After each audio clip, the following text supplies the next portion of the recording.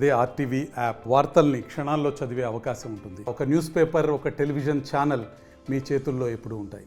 వేదిక ఈ కార్యక్రమానికి విచ్చేసినటువంటి మీడియా సోదరులకు, నా అన్నదమ్ములకు, నేను గుంటూరు నగర వైఎస్ఆర్సీపీ బీసీ నాయకుడిని.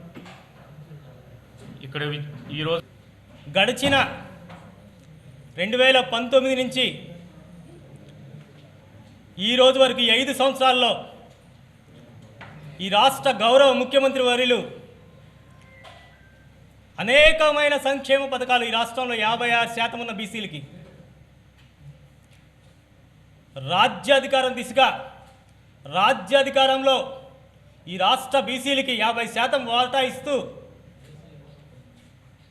మంత్రివర్గంలో ఏ ముఖ్యమంత్రి కూడా చేయని విధంగా 11 మంది బీసీలను తీసుకున్నారు ఈ రాష్ట్ర ముఖ్యమంత్రి వర్యులు. అలాగే ఎమ్మెల్సీల్లో 19 మందిని, అనేకమైన వందలాది నామినేట్ పోస్టుల్లో 50% బీసీలకి వాటా ఇస్తూ మా అందరినీ రాజకీయంగా ముఖ్యమంత్రి గారు చేపట్టుకొని బీసీలని రాజ్యాధికారం అనే సింహాసనం మీద కూర్చోబెట్టారు.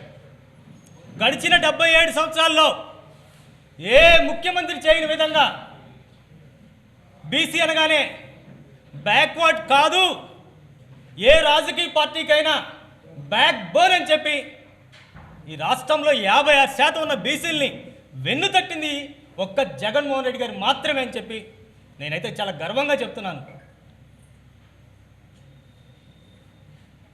అనేక మందికి తన మంత్రివర్గంలో కీలక శాఖలు, ఇటుపక్క జోగి రమేష్ గారిని చూసుకోండి, కారుమూరి నాగేశ్వరరావు గారిని చూసుకోండి, అనిల్ కుమార్ యాదవ్ గారిని చూసుకోండి, విడుదల రజనమ్మ గారిని చూసుకోండి.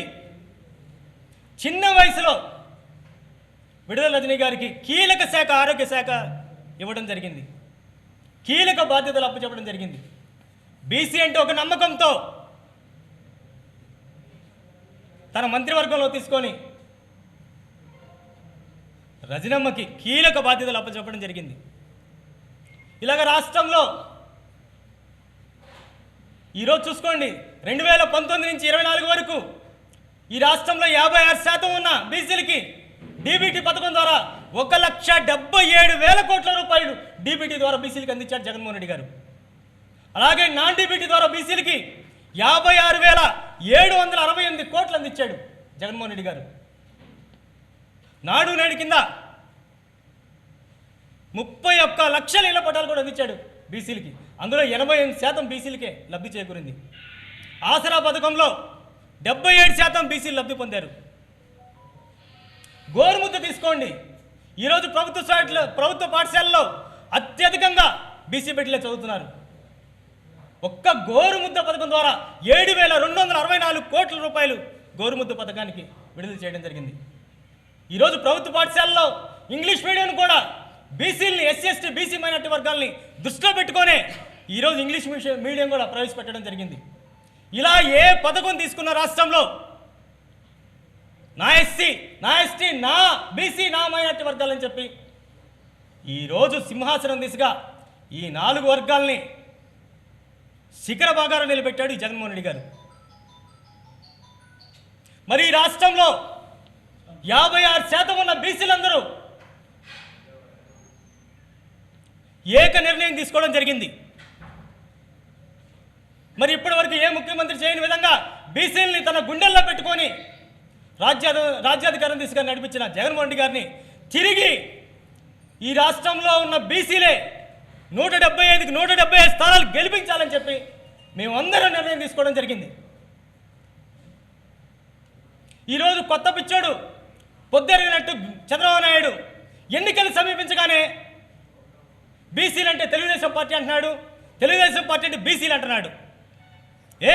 చంద్రబాబు నాయుడికి ఎన్నికలు సమీపించగానే బీసీలు గుర్తొస్తారా?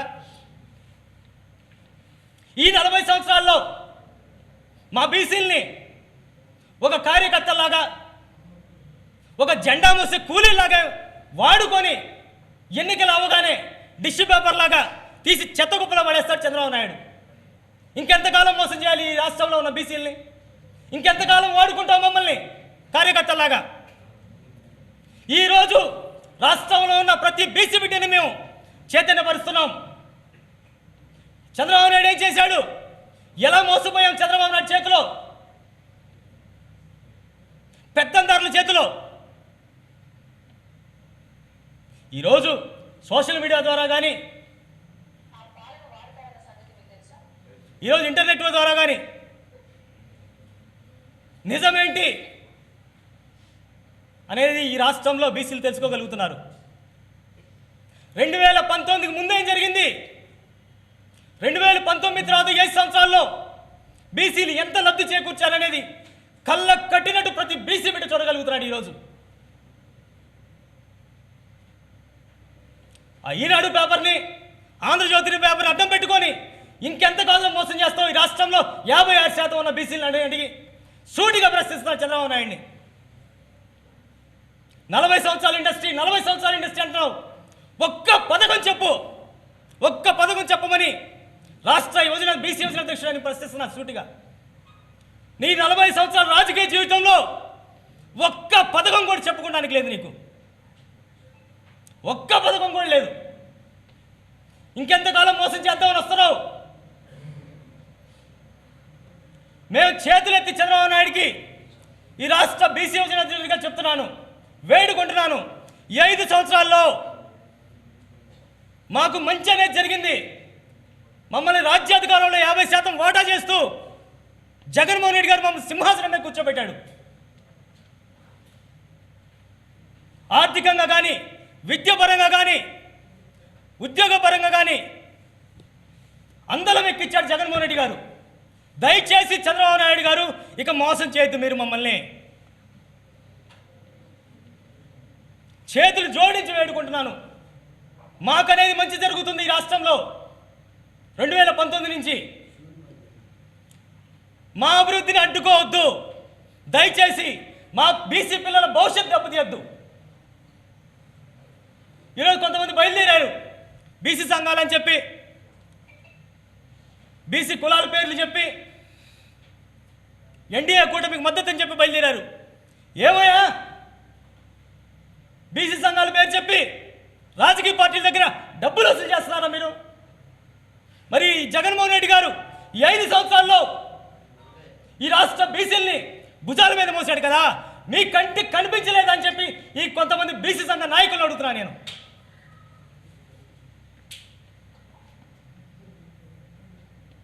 రాజ్యాధికారం అనేది ఆ వజ్రాయుధం మీదే అని చెప్పి జగన్మోహన్ రెడ్డి గారు బీసీల్ని వెన్ను తట్టి ప్రోత్సహిస్తున్నారే. మరి మీరు బీసీ సంఘాల పేరు చెప్పి ఎన్డీఏ కూటమికి మద్దతు అని చెప్పి బయలుదేరారు. ఎవరిని మోసం చేయడానికి? ఈరోజు రాజ్యసభ 8 ఉంటే అందులో 4 బీసీలకే ఇచ్చాడు జగన్మోహన్ రెడ్డి గారు. బీదా మస్తానరావు గారికి, మోపిది వెంకటరమణ గారికి,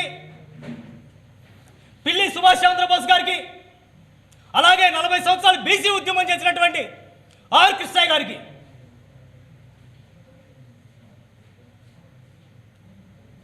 మున్సిపల్ కార్పొరేషన్ చైర్మన్స్ 13 ఉంటే అందులో 9 బీసీలకు ఇచ్చాడు. జడ్పీటీసీలు 13 ఉంటే అందులో 6 చైర్మన్లు బీసీలకు ఇచ్చాడు. వందలాది నామినేటెడ్ పోస్టులు, వందలాది చైర్మన్ పోస్టులు. ఈరోజు బీసీలకి 2024 జరగబోయే ఎన్నికలలో 48 స్థానాలు బీసీలకు ఇచ్చాడు జగన్మోహన్ రెడ్డి గారు. 11 స్థానాలు పార్లమెంట్ స్థానాలు ఇచ్చాడు. మరి మీరు నిస్సగ్గుగా చంద్రబాబు నాయుడికి ఎలా మద్దతు తెలుపుతున్నారు? 34 స్థానాలు కూడా ఇవ్వని బీసీలకి, చంద్రబాబు నాయుడికి బీసీ సంఘాల పేర్లతో మీరు నిస్సిగ్గుగా ఎలా సపోర్ట్ చేస్తున్నారని చెప్పి ఈ బీసీ సంఘ నాయకులు కొంతమందిని అడుగుతున్నా నేను.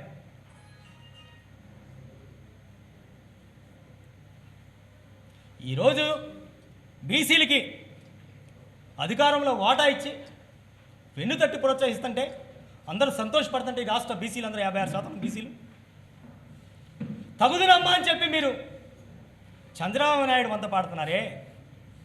ఈ రాష్ట్రంలో 56% ఉన్న బీసీలు మిమ్మల్ని క్షమించాలని చెప్పి నేను చెప్తున్నా.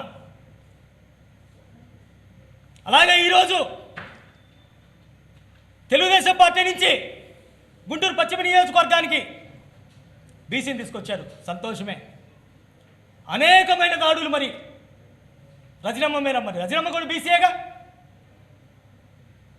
తన వ్యక్తిగత జీవితాన్ని కూడా పక్కన పెట్టి ప్రభుత్వ పథకాల్ని రాష్ట్రం నలుమూలలు కూడా ప్రభుత్వ పథకాలను అందించడానికి బయలుదేరింది.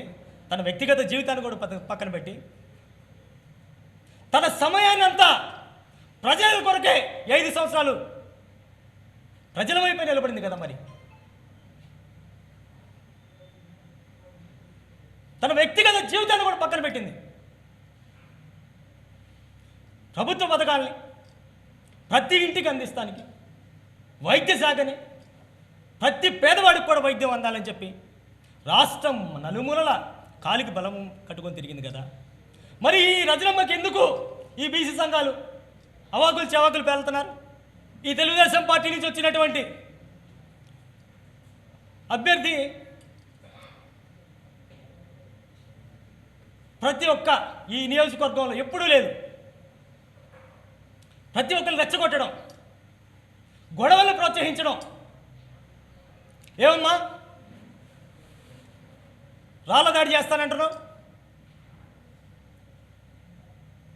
ఈ పశ్చిమ నియోజకవర్గంలో దాడు లేని సంప్రదాయమే లేదు. నువ్వు కొత్త సంప్రదాయం తీసుకొస్తున్నావా? శాంతియుతంగా ఎప్పుడు ఈ పశ్చిమ నియోజకవర్గ ప్రజలు కోరుకుంటారే. ఒకవైపేమో రజనమ్మ ఆఫీస్ మీద దాడి చేపిస్తావు, ఒకవైపు ఇంటి దగ్గర దాడి చేపిస్తావు.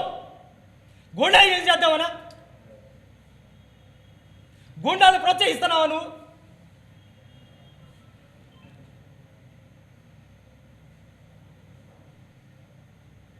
రాజకీయాల్ని రజనమ్మ డబ్బులు సంపాదించడానికో పెత్తనం చేయడానికో రాలేదు. ప్రజలకు సేవ చేయడానికి మాత్రమే రజనమ్మ వచ్చింది. సేవ చేయటం నిరూపించింది.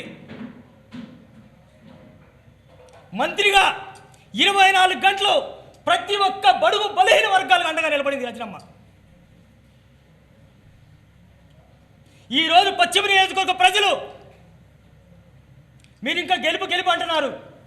ముఖ్యమంత్రి గారు రజనమ్మను పశ్చిమ నియోజకవర్గ అభ్యర్థిగా ప్రకటించగానే రజనమ్మ గెలుపు ఎప్పుడో ఖాయమైపోయిందని చెప్పి ఈ బీసీగా నేనైతే గర్విస్తూ మాట్లాడుతున్నాను. ఈరోజు మీరు ఇంకా గెలుపు గురించే మాట్లాడుతున్నారు. పశ్చిమ నియోజకవర్గ ప్రజలు ఎప్పుడో నిర్ణయించుకున్నారు,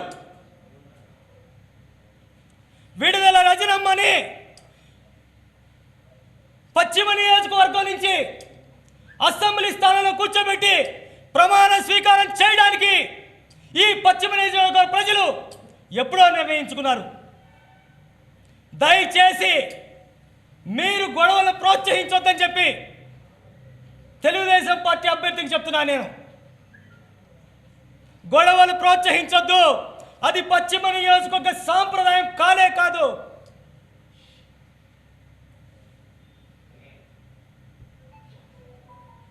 ప్రజలే నిర్ణయించారు రజనమ్మను అసెంబ్లీకి పంపించడానికి.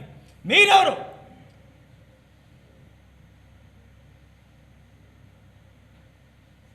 మీడియా ముఖంగా ఒకటే కోరుకుంటున్నాను, మీకు చేతనైతే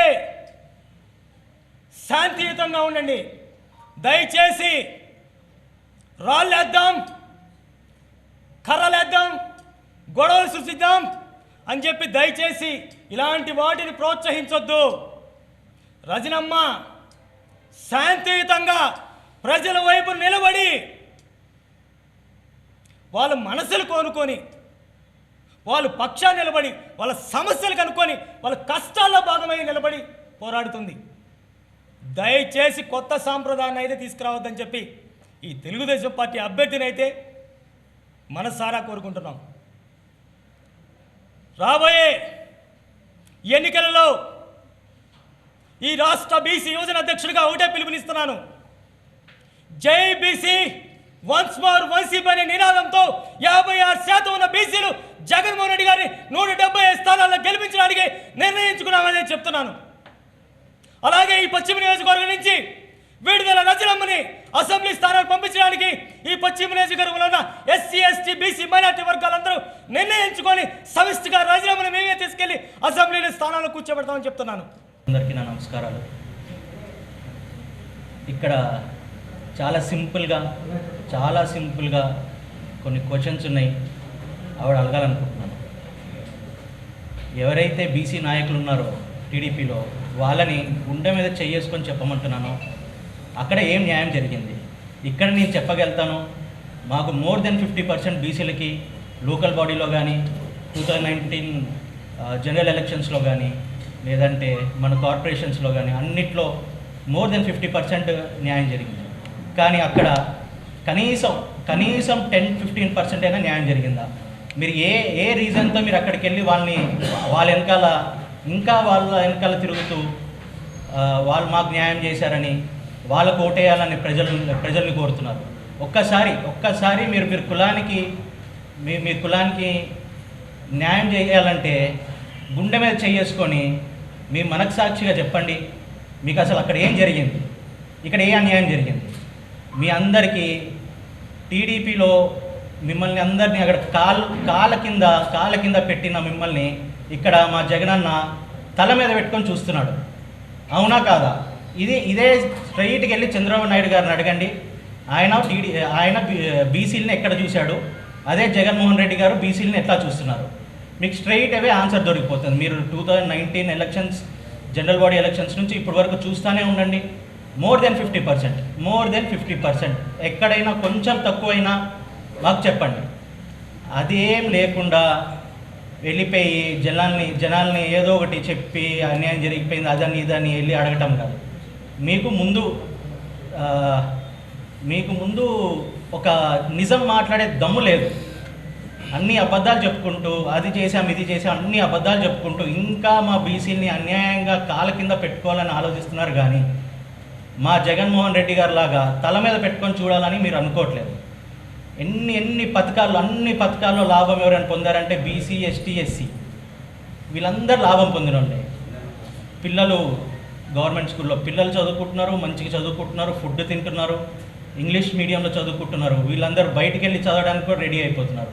అదే 19 ముందు ఎట్లా ఉన్నారు, చినిగిపోయిన బట్టలతో, ఫుడ్ సరిగ్గా లేకుండా ఇవన్నీ జరుగుతూ ఉంటాయి. ఈ చేంజ్ని మీరు డైజెస్ట్ చేసుకోలేకపోతున్నారా? బీసీలు ఎదిగిపోవటం మీరు డైజెస్ట్ చేసుకోలేకపోతున్నారా? ఒకటే ప్రశ్న చంద్రబాబు నాయుడు గారికి, 2019కి ముందు మీరు ఏం చేశారు బీసీలకి? ఎక్కడ ఉంచారు బీసీలని? మీ మంత్రివర్గంలో ఎంతమంది ఉన్నారు అదే కంపేర్ చేయండి. మా మంత్రివర్గంలో ఎంతమంది ఉన్నారు, మీ ఎమ్మెల్సీలు ఎంతమంది ఉన్నారు, మా ఎమ్మెల్సీలు ఎంతమంది ఉన్నారు, మీ ఎమ్మెల్యేలు ఎంతమంది ఉన్నారు, మా ఎమ్మెల్యేలు ఎంతమంది ఉన్నారు, ఒక్కసారి కంపేర్ చేయండి. మీరు ఎక్కడ న్యాయం చేశారు? చీటికి మాటికి ఎలక్షన్ టైం రాగానే మేము న్యాయం చేశాము, మాకు బీసీలు కావాలా. ఎలక్షన్ టైంలో మాత్రమే నా బీసీలు గుర్తొచ్చేది, మామూలుగా బీసీలు గుర్తురారా? మామూలుగా అసలు ఇంకా బీసీలు అనేది మర్చిపోతారు. అన్నిట్లో అట్లా అని చేసుకుంటూ డబ్బులు తినేసి అది చేసి ఇది చేసి అన్నీ చేసుకుంటారు. మళ్ళీ ఎలక్షన్ టైంకి రాగానే బీసీలు గుర్తొస్తారు, బీసీ ఓట్ బ్యాంక్ కావాలా, బీసీలు మా దేవుళ్ళు అంటారు, అన్నీ ఇప్పుడు గుర్తొస్తాయి. ఎలక్షన్కి అది 2 నెలల ముందే గుర్తొస్తుంది. మీరు బీసీ నాయకులు ఎవరైతే అక్కడ ఉన్నారో మీ మనస్సాక్షికి మీరు అడగండి. నాకు తెలిసి మీకు తెలిసిన మీ కుటుంబాల్లో కూడా ఈ పథకాలు తీసుకున్న వాళ్ళు హ్యాపీగా ఉన్న వాళ్ళు చాలామంది ఉంటారు. మీ మనస్సాక్షికి మీకే వదిలేస్తున్నా. ఎందుకంటే ఇట్లా ఈ ఎలక్షన్ టైం రాగానే వాళ్ళు ఇచ్చే కొన్ని చిల్లర డబ్బుల కోసము కులాన్ని అటు పెట్టేసి వాళ్ళకి మద్దతుగా మాట్లాడటం పద్ధతి కాదు. మీరు కులాన్ని మోస్తున్నారంటే అది చాలా పెద్ద బాధ్యత. ఆ బాధ్యతని సరిగ్గా నిర్వహించాలి. అలానే ఇక్కడ గుంటూరు వెస్ట్లో విడుదల రజనీ గారు ఒక బీసీ మహిళ వచ్చినప్పటి నుంచి ప్రతిరోజు పాపం సమస్య, వాళ్ళకి ఏదో ఒక సమస్య క్రియేట్ చేస్తున్నారు. ఆఫీస్ మీద దాడులు, ట్రోలింగ్, సోషల్ మీడియాలో ట్రోలింగ్. ఒక బీసీ మహిళ రాజకీయాల్లోకి రాకూడదా? బీసీ మహిళ ఎదగకూడదా?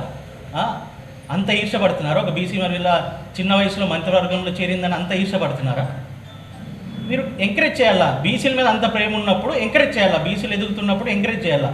అది లేకుండా సోషల్ మీడియాలో ట్రోల్ చేసి ఆఫీస్ మీద రాళ్ళ దాడి చేసి ఇవన్నీ చేస్తూ ఉంటే, ఇవన్నీ చేసి మళ్ళీ ఎలక్షన్ టైం రాగానే మీరు మళ్ళీ మాకు బీసీలు కావాలా, మేము బీసీలు బాగా చూసుకుంటున్నాము, మా గుండెల్లో బీసీలు ఉన్నారు, ఈ అబద్ధ మాటలు ఇంకా చెప్పద్దు.